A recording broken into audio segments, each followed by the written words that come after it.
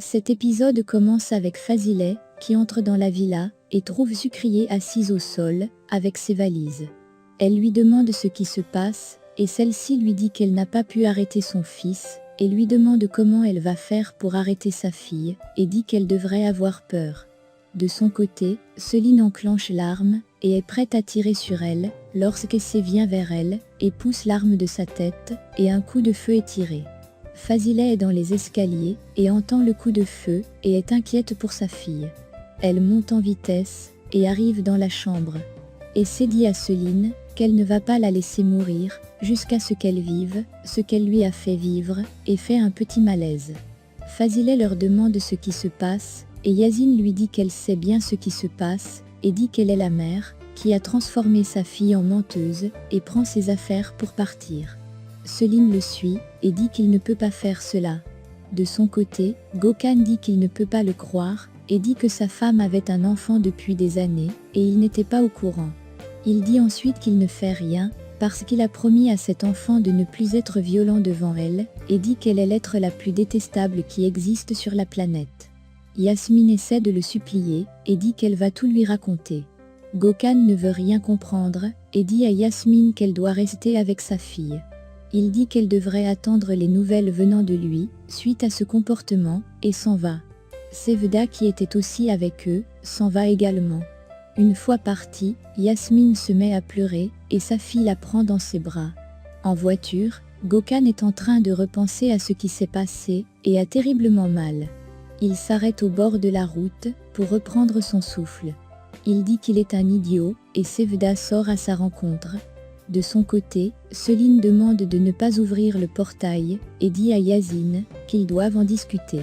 Fazileh vient voir Essé dans sa chambre, et lui dit qu'elle avait bien dit à Céline que Sucrier la conduira à sa perte, et celle-ci ne l'avait pas écouté. Essé lui dit que la machine est lancée, et dit que personne ne peut arrêter Yazine actuellement, et dit qu'il va divorcer.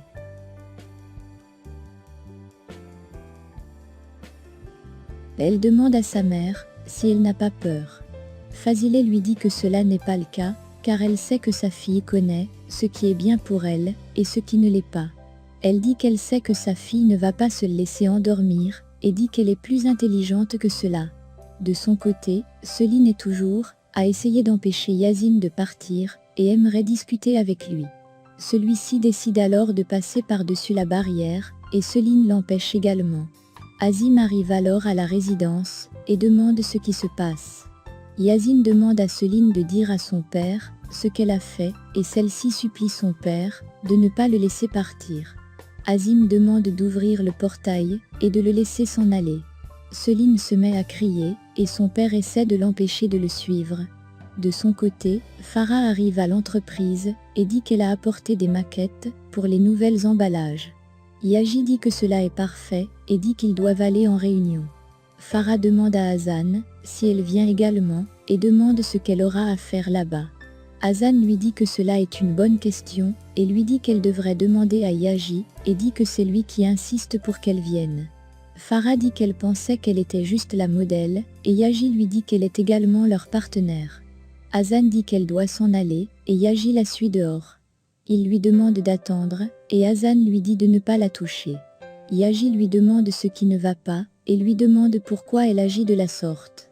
Hassan lui dit qu'elle en a marre de tout cela, et dit qu'elle s'en va, et démissionne.